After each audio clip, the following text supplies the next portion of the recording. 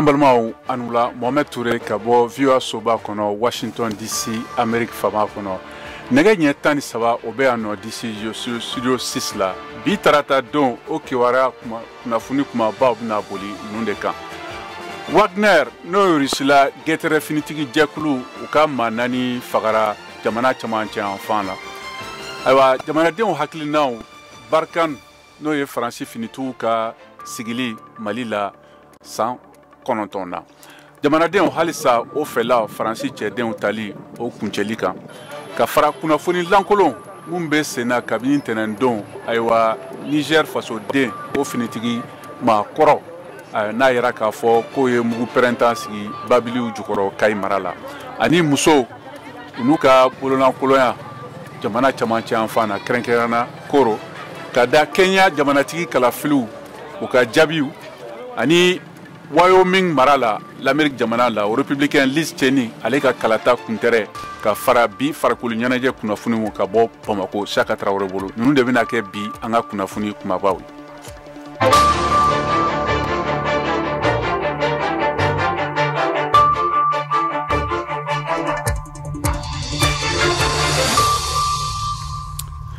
Aywa kunnafoni b'a yira k'a fɔ ko dantɛmɛ wale o senkɔrɔma dɛmɛ JS jɛkulu n'o ye JS mais groupe de soutien à l'islam et aux musulmans u y'a lase ko olu ye Rusila gɛtɛrɛ jɛkulu n'o ye Wagner o maa naani aywa faga aywa jamana jan kɔnɔ jamana camancɛ enfant la VOA banbara kunnafoni lasela n'o ye an balimamuso Kayɛrɛ Traoré ale bɛna kunnafoni walawala ye an k'a lamɛn.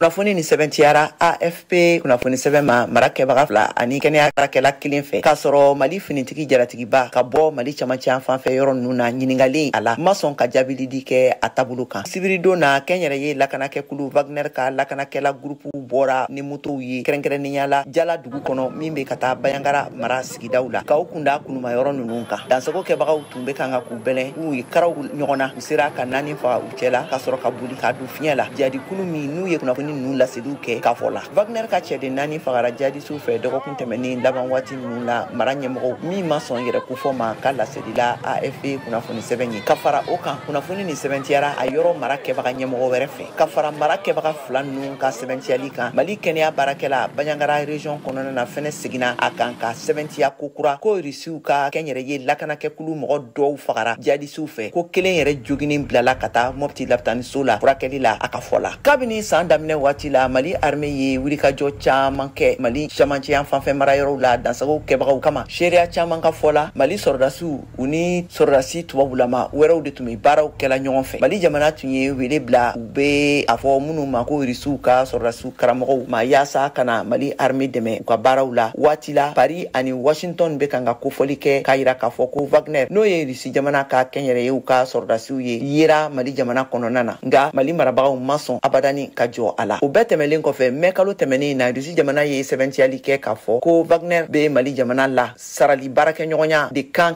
min ni Moscou ta tɛ kelen ye GSIM n'u ka fanga bɛ kan ka bonya kosɛbɛ Mali dugukolo kan ye jadikuluba caman de faralen ɲɔgɔn kan minnu bɛ kan ka baarajuguw lamaga kɛrɛnkɛrɛnnenya na Mali ani Burkina Faso jamana kan. Force Barkan n'o ye Franci cɛdenw olu kɔni ka tali a kuncɛra Mali la Gao marabolo kɔnɔna na nka san 9 kɔfɛ Mali jamanadenw caman y'u ɲininka ayiwa a jɛkulu ka sigili Mali o kama VOA banbara lasigiden ka bɔ Kati Lamisa Sangare y'a ka kuma bara ɲɛsi a dɔw ma k'u hakilinaw ta an k'u lamɛn. Isa Jawara ye kalanfa ye Mali camancɛ kalanso dɔ la ale ye Barkan ka san 9 baara kimɛ tam ni baara ɲɛli tun don u taara cogo min na tun tɛ taa ta san 9 u tun nakun ye min ye ko bɛ an dɛmɛ de ka basigi nati Mali la ko terroriste kuma ka bɔ Mali la pewu nka u tagatɔ ni terroriste tun ye mɔgɔ 10 ye u kɛra mɔgɔ 100 ni 100 tun don u kɛra 1000 ekɔliso camanw datugunen don tun ko k'u bɛ Mali armée dɛmɛ a ka fanga sɔrɔ hali char de combat kelen u ma se k'o feere Mali ma Mali wulila k'a bɛ taa mina sa yɛrɛ u tilala ka u sɛntigɛ u kan. Setigi Kulubali sigilen bɛ Gao Barkan ka dagaba tun bɛ yen min na ale ko hali ni lakanabaliya tun ka bon k'u to yen k'u tagali min filɛ o fana bɛna woba bila. caman tun bɛ baara la yen nɔ dɔw tun bɛ yen nɔ depuis Ala ko dɔ ma baara kɛ barika n'u ta u b'u sara n'a fɔra k'a fɔ k'u taara nin tɔgɔ di Gawo lakanabaliya tɔ bɛ ka juguya di mɔgɔw ka moto bɛ minɛ fɔlɔ an tun b'a ye u ka burufeere motoba ninnu jihadistes ni rebelles tun b'olu minɛ mais sisan nɔ hali ka Jakarta ni m'i farata a ka heure dɔ la a bɛ minɛ i la denmisɛnnin minnu bɛ yen n'u bɛ chômage la olu mɛn u ye temps min kɛ baara la u ma se ka foyi foyi labɛn donc u tilalen u bɛ sigi ten nɔ wari t'u kun u tɛmɛna wariba tali la aw bɛ fɛn sugu bɛɛ minɛ mɔgɔ la sa heure dɔ kɔni mana se k'i to kɛnɛma kɔni sisan nɔ problème de b'i bolo Gawo. Isa ka faamuta filɛ o ko la. Faso ko ka bon ni bɛɛ ye i ye mɔgɔ dɔ baara la ni e ka nasɔngɔ n'o bɛ kɛ sababu ye ka jamana dafiri o ye nasɔngɔ ye Gawo jeune ninnu olu yɛrɛ de bɔra ka manifestation kɛ k'u ka taa olu yɛrɛ tubabu u ka dɔnnikɛlaba dɔ Montesquieu o de fɔ 18e siècle la a ko l'intérêt particulier doit toujours se trouver dans l'intérêt commun que vouloir s'en séparer c'est vouloir se perdre. Ɲininkali ye min ye sisan o ye ko Mali marabagaw kan ka mun fɛrɛ bila sen kan Barkani tagalen kɔ Isa Bonkana Ture ye Gawo sifin ɲɛmɔgɔ dɔ ye. On sait que mun kɛ d'abord sur l'aspect sécuritaire Barkani yɔrɔ minnu bila o yɔrɔ ninnu kan ka occuper joona joona an bɛ dugu minnu na baara wɛrɛ tɛ yen si c'est pas travailler tubabu ninnu nɔfɛ usine tɛ yen foyi tɛ yen main-d'œuvre fana a cayalenba tɛ yan nɔ o kan ka système de créer min bɛ se ka baara di minnu bɔra yan nɔ ni an continuer ten to a bɛ sɔn ka mɔgɔw yɛrɛ bolo da parce que mɔgɔ si t'a dɔn jɔn de ye jɔn ye jɔn de bɛ mun kɛ mɔgɔ si t'a dɔn minnu de bɛna kɛ sini. Setigi ko sinsin kan ka kɛ DDR de kan k'o lawara ka se sifinw bɛɛ ma. Caman tun bɛ u tɛ groupe armé la wa ne ko k'i bɛ groupe armé dɔrɔn recruter denmisɛnnin minnu bɛ yen nɔ n'u olu ye san kɔnɔ tɛgɛ baara sisan u tɛ foyi la n'u tora yen nɔ nka hakilina ye basigi min ye a na man di kosɛbɛ. Barkani yɛrɛ ko olu tagali bɛna da de yɛlɛ jatigɛwalekɛlaw ɲɛ Lamisa Sangare Kati VOA Bamara Kati. Ayiwa halisa Faransi jamana finitigiw ka tagali ko kuncɛli la ayiwa Mali jamanadenw kɛrɛnkɛrɛnna Gawo mara la denmisɛnninw tun ye wuli ka jɔ boloda laɲinina k'u ka sigida labila n'o ye Gawo ye o hukumu kɔnɔna na VOA Bamara lasigiden ka bɔ Bamako Mohamed Daɲogo ale y'a ka kuma falen la kuma di jamanadenw caman ma k'u hakili ɲini ladɔn a ko la an ka jɛ k'u lamɛn. Ne tɔgɔ ye Bazumana Kane Maliyɛnw mago tun bɛ fɛn min na n'o ye ka terrorisme kɛlɛ ka binganikɛlaw kɛlɛ ka bɔ jamana kan bon a nana ye k'a fɔ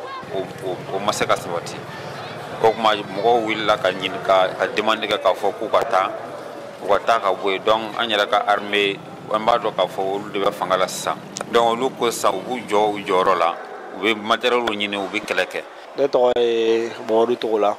Barkani ka tagali ne fɛ an filɛ wagati min na autorités y'a décidé mais ne fɛ u tun bɛ se ka bɛn fɔ la pour que u k'u ka dispositif dɔ maintenir jamana kɔnɔ sabula an bɛ k'a fɔ ko armée monte en puissance mais n'i y'a lajɛ c'est-à-dire Mali territoire ka bon tellement que c'est tellement difficile ka territoire bɛɛ contrôler armée kelen fɛ donc moyen minnu b'u bolo kunnafoni tali moyen minnu b'u bolo u tun bɛ se ka information di Mali to ka information di Mali armée ma. Ne tɔgɔ Awa Jalo Bamako ne hakilinata ye nin ko in na ne kɔni bolo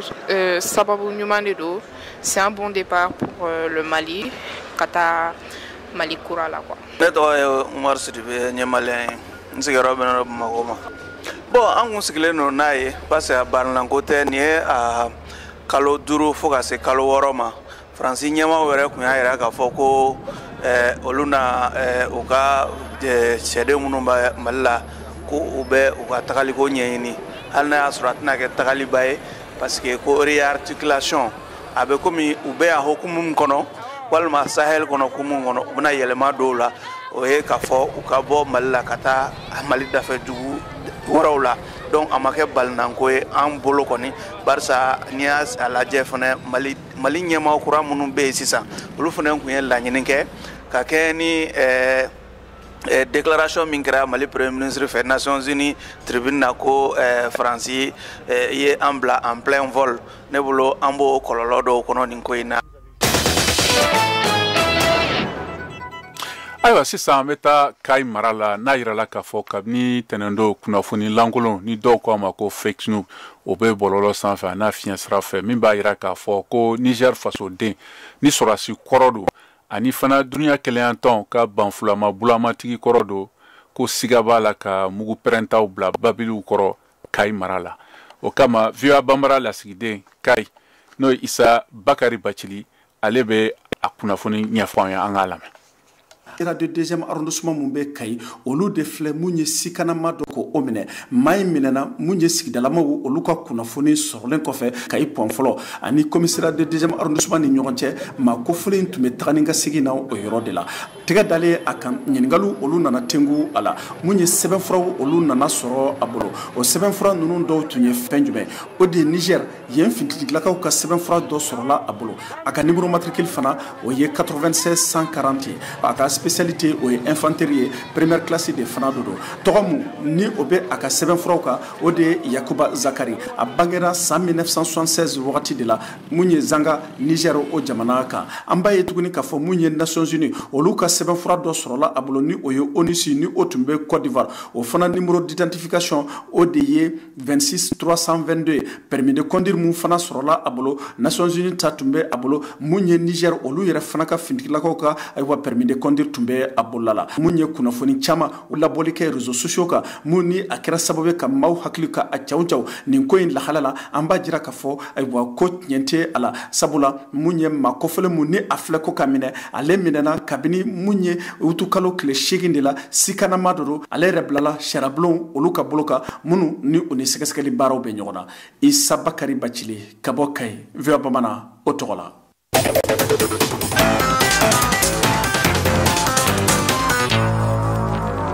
Halisa Malikura kunnafoni farafina gun ani duniya fan wɛrɛw la RDC finitigi sariyaso ye a latigɛ bi tarata ka donatɛmɛ lahɔrɔnya o yamaruya Faransa bɛɛ ya ma n'a bɛ wele ko Monsieur Sécurité n'a yirala k'a fɔ ko jamanatigi Félix Tshisekedi ka lakanamɔgɔ don min tun nɔminɛna bɛnbɛnko la a jamanatigi kama a ka sɔnna dɔnnabagaw ka fɔ la o fana na k'a yamaruyara a sariyaso kelen fɛ ayiwa ka furakɛli boloda Congo walima kɔkan jamana la. Tunisie fanga ye a lase tarata don na ko u ye jamana kɔnɔtalaw laɲini farajɛ jamana gun kan o fana o ɲɛma tiɲɛ ni maa 90 sen yera a ko la dɔgɔkun kɔfɛ ni a jamana kɔnɔtala 650 kunbɛnna walima k'u lakisɛra Tunisie jamana fanga fɛ. Egypte tarata tasibilala Caire du kelen denmisɛnnin 6 minnu cɛla balimamuso 2 n'u unu dɔgɔkɛ minnu fatura tasuma kasara la karidon chrétien copti o bateau la olu somɔgɔw ye ɲɔgɔn dalajɛ seli la a tasuma kasara o sɔrɔla kuran juru tiɲɛni bolo Abu Siene église bateau yɔrɔ la Imbaba kafo la fanga ka fɔ la maa 40 o ni kelen sara ani maa 14 wɛrɛ jogina.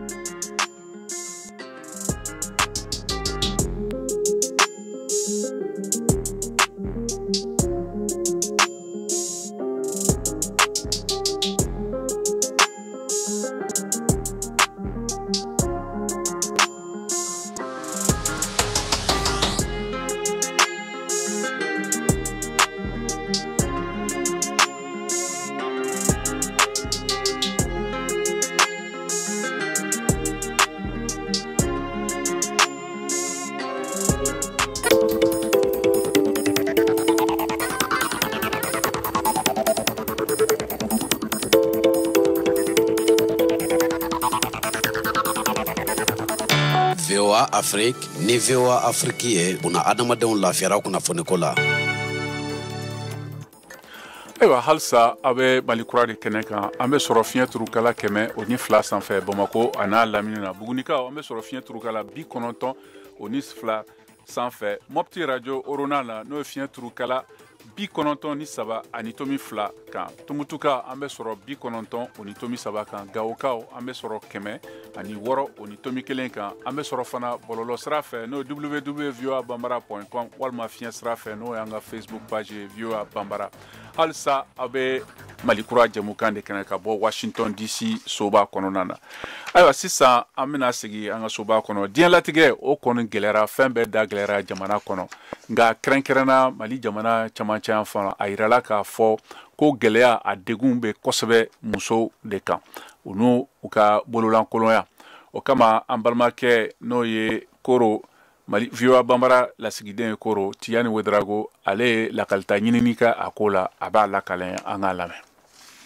Ka fara lakanabaliya gɛlɛyaw kan gɛlɛya wɛrɛ min bɛ dɔgɔnɔ jamana na an bɛ don min na i n'a fɔ sisan o kɔni ye sumankotanya gɛlɛya ye wa degun fanba o bɛ musolakaw de kan hakaja muso minnu y'u ka sigiyɔrɔ bila lakanabaliya kama ni ka n'u sigi dugubaw kɔnɔ Alidine Gindo ale y'o muso dɔ ye.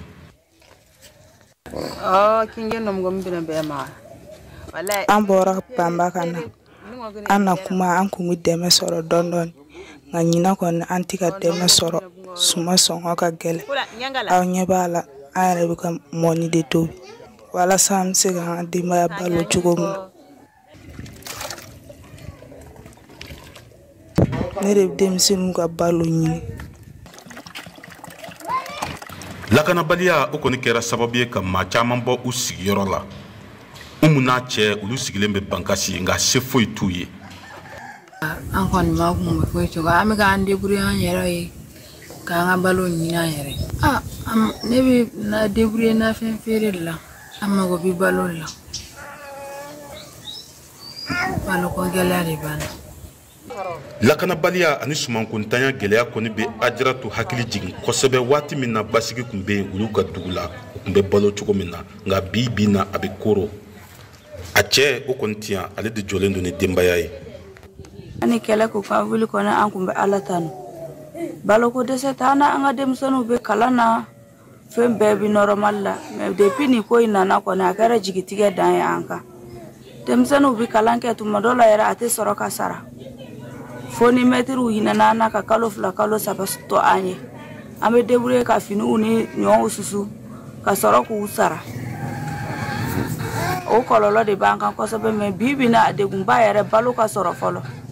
Ni musolaka ninnu bɛɛ lajɛlen n'a ka degun don Mariam Mayiga ale bɔra Yoro commune na ka n'i sigi Koro nin y'a san 3 ye. Gɛlɛya min bɛ na o ye baloko gɛlɛya de bɛ na. Ne nana ɲinan de. Den fila de bɛ n bolo u bɛ madrasa la kelen bɛ école la. Baɲumankɛtɔnw kun bɛna dɛmɛ lase k'a ɲɛsin maa minnu y'u ka sigiyɔrɔ bila lakanabaliya la nka nin waati in na u sen sumayalen don kosɛbɛ u caman ka fɔla o de kɛn bɛ sababu ye ka degun lase olu ma an bɛ don min na i n'a fɔ sisan. Tijani Wedrago VOA Bambara ka bɔ Koro.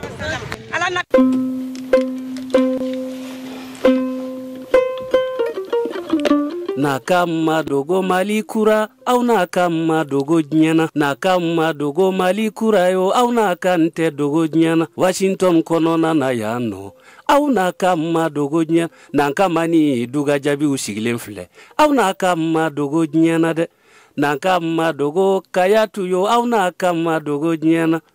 naka madogo Mariam yo au naka madogo nyana naka madogo Mori wa una kama dogo nyana na kama dogo Mamedi yo una kama dogo nyana na kama ni duga jabi sigilen filɛ ina kama dogo nyana.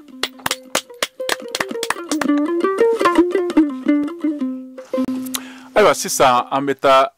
halisa an bɛ sigi farafinna gun kan Kenya jamana na n'a yira k'a fɔ dɔgɔkun 2 jamanatigitigi kalafiliw kɔfɛ jamana kalata o cɛkɛda ye kalafiliw jaabi laban gansi n'a yirala k'a fɔ ko William Ruto ale ye sebaga sɔrɔ. VOA Bambara kunnafoni lasela Mariam Traoré bɛ a lakalan ye an k'a lamɛn. I invite the president-elect to come forward and receive his certificate. Tile 6 Kenya jatigisigi kalata kɔfɛ min kɛra utukalo tile 9 basigi kɔnɔna la u ka jamanatigi dankan William C. Ruto ye sebagaya sɔrɔ a fadenkɛ Raila Odinga kan min kunnafoniw dira kunun tɛnɛ kɛmɛdonya o kɛmɛdonya 50 ani tɔrɔmɔɲɔ 49 kɛra William C. Ruto ta ye a fadenkɛ Raila Odinga kɛmɛdonya o kɛmɛdonya 48 tɔrɔmɔɲɔ 85 o kɛra ale ta ye kalata cakɛda commission électorale ka fɔ la jamanadenw ɲɛda tun munumununen don ka taa u ka jamana cɛmɔgɔba min ye fanga sinama tɔn ɲɛmɔgɔ ye bi tarata min ka cɛbɔya tun kɔkɔrɔ donnen don jamana fanga fɛ a si ye san 77 ye nin kɛra siɲɛ 5nan ye a k'i kanbɔ u ka jamanatigi sigi kalata la nka kabiri kunun tɛnɛ a mankanw tun tunnen don. What we saw yesterday was a travesty and a blatant disregard of the Constitution. Reila Odinga bɔra a ka sigida kɔnɔ banfila bulama dɔ tun b'a kunna bɔra ka jamanatigi sigi kalata jaabi u bɛɛ lajɛlen na gosi kalata min jijara kosɛbɛ Kenya jamana tariku kɔnɔ kalata kala 333 o de donna a n'a fadenkɛ William Sibirito ni ɲɔgɔn cɛ a ko o senfɛ k'a fɔ ko an tun ye an sinsin kan kunu sinsinni min kɛra ni yɛrɛ sɔbɔ ye ka taa jamana sariyasenw fan fɛ a ka fɔ la a ye wele bila o senfɛ a kanubagaw ni a ka politiki jɛkulu tɔndenw ma k'a fɔ k'u ka u yɛrɛ basigi wa ko wulikajɔw ni fɛɛrɛ bɛɛ lajɛlen bɛna tigɛ sariya kɔnɔna la walasa ka se ka tiɲɛ dɔn k'u bɛna nin bɛɛ lajɛlen kɛ walasa ka se ka tiɲɛ lakika dɔn u ka jamanatigi sigi kalata jaabiw kan a y'a lase cogo min nka a kɔni ma kibaruya jɔnjɔn wɛrɛ di ni k'a sɔrɔ u bɛna nin koɲɛ ta ka taa n'a ye sanfɛ kiiritigɛsoba Cour suprême yɔrɔ o den ka delina kɔrɔ ye ka wulikajɔw kɛ ka kalata jaabiw kɔn min dɔ kɛra san 2013 ani san 2017 jamanatigi sigi kalataw senfɛ o waati ninnu na sanfɛ kiiritigɛso Cour suprême tun ye jamanatigi sigi kalata jaabi dɔw kɔn min dɔ kɛra hakɛ dɔw damakɛmɛbaliya ye n'o kɛra siɲɛ fɔlɔ ye farafinagun kan san 2007 jamanatigi sigi kalata wɛrɛ kɛra min fɛnɛ tun jijara kosɛbɛ o waati la o den ka tun bɔra fɛnɛ ka kalata jaabiw kɔn nka a ma sɔn ka taa kiiritigɛlaw yɔrɔ fɛn min kɔni ye jaabiw ye a y'a yira k'a fɔ k'a tun ma sɔn o ma min kɛra sababu ye ka fitinɛba don u ka jamana kɔnɔna la n'a bɛ tali kɛ jamanatigi sigi kalata kan n'an ko a ma nanzarakan na ko poste électoral o min bilala Kenya tarigu kɔnɔ mɔgɔ 1000 ni mɔgɔ 100 olu de nin bɔnɛna o nisɔgoya girinkajɔ walew senfɛ. Aw de bɛ kunnafoni mɔlen sɛnsɛnnen di anw ma bamanankan na VOA Afrique filɛ nin ye 102 fiɲɛ sira kan Bamako Mali la. L'Amérique jamana la kɛrɛnkɛrɛnna Wyoming mara o wasaden n'o ye Liz Cheney républicain politique jɛkulu ka bankoma tɔn ɲɛmɔgɔ jamanatigi kɔrɔ Donald Trump ka ɲɛmɔgɔ ko la bɛ suru la k'a ka wadenya sigi la kisi wasabulon la o kama VOA bambara kunnafoni dila Modibo Danbele bɛ a lahalaw la kalaw ye an k'a lamɛn. Alaska ani Wyoming kalatalaw bɛna u kanbɔ bi parti républicain ale taga cogoyaw kan Cheney ka kulu bɛ sɔn ka na dasi bi a fadema muso fɛ ni ale kɔkɔrɔma donnen do ni Donald Trump ni o ye u ka sariya donso Cheyenne Harriet Hagman ale kɔni sɔgɔ kosɛbɛ kulu mun sigilen do Donald Trump tɔgɔ la yasa a ka se ka Cheney ko o ci nin kalata in na républicain caman u sigiyɔrɔ la ani jamana yɛrɛ kɔnɔna la u ye Cheney kɔni a mabɔ u la. To ignore the ongoing violence against law enforcement, to threaten our constitutional order. Ka sababuya kɛ a ka kɔrɔmatigɛliw ka ɲɛsin Donald Trump ma. GOP ni o ye républicainw ka bɛrɛbɛrɛ tɔn tɔgɔ ye u ka wasaden minnu bɛ u ka wasaden son filanan na ni a wuli ka bɔ a ka ɲɛmɔgɔya jɔyɔrɔ sabanan na salon sisan Wyoming GOP mɔgɔw ani républicainw ka kulu mun bɛ yen olu fana ye a mabɔ u la kulu dɔw fana sigilen do Trump kɔn na i n'a fɔ The Country First PAC ni o ye u ka Adams Kissinger ni alu ka wasaden ani républicain ka accountability project olu fana kɔni bɛ wuli ka jɔ la ka ɲini minnu tɛ dɛmɛ la mɔgɔ fan fila si fɛ n'u b'a fɔ ma ko indépendant tanabilanlenw kalatalaw fɛ ani bɛrɛbɛrɛtɔn démocrate k'u ka Cheney a kɔkɔrɔma don nin dɔgɔkun laban ninnu na u jigi kɔni tigɛlen do tarata don ale kalata jaabiw kan ali ni a y'a sɔrɔ a ka politiki sini ɲɛsigi ko ali ni dɔw jigi b'o kan ali bi Alaska u ka kalata suguya dɔ kɔni bilala sen kan ni ale bɛ fɛɛrɛ dira Donald Trump kɔrɔmatigɛbaga dɔ ma ni o ye u ka wasaden Lisa Murkowski ale bɛ sɔn ka kisi ka bɔ jamana ɲɛmɔgɔ kɔrɔ a ka dimi ma Ameriki jamana ɲɛmɔgɔ kɔrɔ Dick Cheney ale ye u ka yɛrɛmajamu cikan dɔ lase mun tɛmɛna a den ka fangaɲini sira fɛ ko ni san 246 la u ka jamana dɔfɔ kɔnɔna la ko ni ɲɔgɔnna mɔgɔ sugu ma se ka sɔrɔ mun bɛ ni ka dankari u ka forobafɛn na ka tɛmɛ Donald Trump kan. An ka bi seko ni dɔnko kɛnɛ kan an balimamuso n'o ye VOA bambaro kunnafoni lasela Kaya Tarawele ale bɛ Bugari Konate bisimila min bɛna kuma ladama ani tabiya kɔrɔw kan an k'u lamɛn.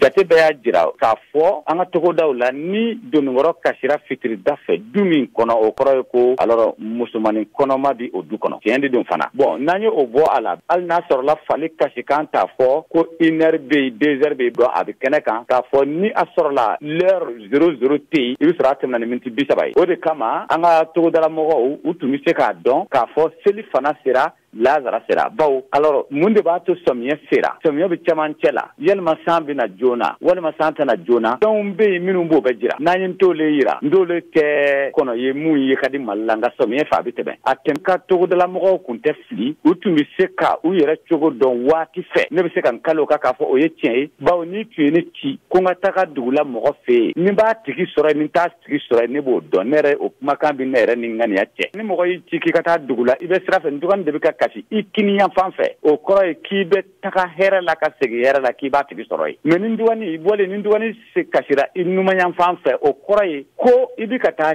karisa min nɔfɛ a tɛ so walima i ka ci tɛ ɲɛnabɔ ayiwa i bɛ se ka continuer ka taa nka i b'a sɔrɔ e bɔtɔ n dɔgɔnin kasira i numan fɛ mais sira tilancɛ la n dɔgɔnin tilala ka segin i kini fɛ sɔsɔli t'o la n'i taara a tigi ɲininka ko yalima a tun bɛ so a b'a fɔ a ne tun bɔra nka ne seginna sisan bon n'i ye jateminɛ kɛ a ma kan tile la donc o wagati n'i k'i bi o ni sisan taw don ɲɔgɔn na k'i b'o kuma sinsin i laban bɛ kɛ nkalon ni donninkɔrɔ kasira aw ka so walima i kɛrɛfɛ du kɔnɔ o kɔrɔ ye ko musomanin kɔnɔma bɛ yen sɔsɔli ti o la o fɔlɔ mɔgɔkɔrɔbaw tun bɛ musomanin kɔnɔma de dɔn o la bawo maloya ko kun don donc a tun ka gɛlɛn a ka bɔ kɛnɛ ayiwa sisan an bɛna an ka bi don farikolo ɲɛnajɛ kunnafoniw lamɛn senna ntolan 10 farafinna gun kan Chaka Traoré bolo.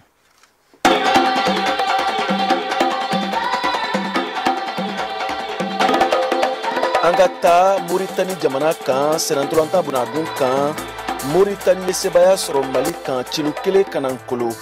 badenya senantolanta do min tana kunun tɛnɛ utikalon tile 15 san 2002 Moritanikaw fɛ yen a badenya senantolanta ɲɔgɔndan bɛ don CHAN championnat d'Afrique des nations éliminatoire labɛnni hukumu kɔnɔ ɲɔgɔndan ko segini bɛ 10 sinikɛnɛ alamisa utikalon tile 18 san 2002 Moritanikaw fɛ yen degeli karamɔgɔ Nuhu Jane a n'a ka cɛdenw bɛ baara la walasa Mali ka se ka ye CHAN kɛnɛ kan Algérikaw fɛ yen san wɛrɛ 2003 la CHAN ye farafinna gun serantolantanaw ka ɲɔgɔndanba dɔ ye a bɛ sodenw dɔrɔn de ko fɔ minnu bɛ ntolantan farafinna gun kan halisa serantolantan bunagun kan Coupe d'Afrique des Nations U23 o fana ye farafinna gun serantolantan ɲɔgɔndanba ye min bɛ serantolantanaw ko fɔ minnu si ma tɛmɛ san 23 kan o san wɛrɛ 2023 ta bɛ tan Marokukaw fɛ yen a tirage au sort bɛ kɛ sinikɛnɛ alamisa utikalon tile 18 san 2022 in na Caire Égypte jamana kan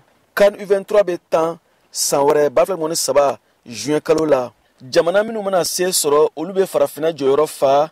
Paris Jeux Olympiques kɛnɛ kan san 2024 na farafinna jamana 39 Mali sen bɛ olu la olu de bɛ na u ni yɔrɔ ta CAN U23 éliminatoire ɲɔgɔndanw na CAN U23 éliminatoire ɲɔgɔndanw sigiyɔrɔma 3 don sigiyɔrɔma fɔlɔ n'o ye turu fɔlɔ ye aller et retour tagani ka segin o b'a daminɛ septembre kalo tile 19 ka taa bila tile 17 la ɲina san 2022 in na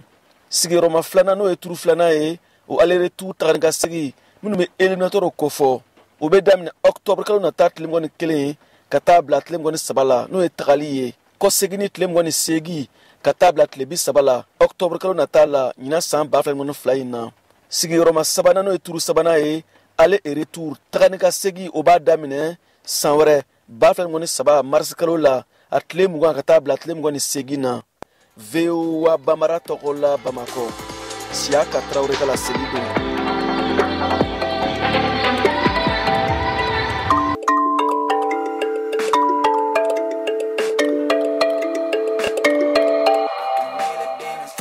Ayiwa ni bɛna dan sigi an ka bi jamukan na an ka foli bɛ an lamɛnbaga bɛɛ ma Mali kɔnɔ ani Mali kɔ kan ni kunnafoni a labɛnna o balimakɛ Cheick Thioro ani Sinimu Keyita fɛ ne kɛrɛfɛ juru tun b'a aw balimakɛ Cang bolo ni jamukan lasara ma ne yɛrɛ Mohamed Touré fɛ aw ni ce aw ka tulomajɔw la aw k'an bɛn dɔ wɛrɛ la.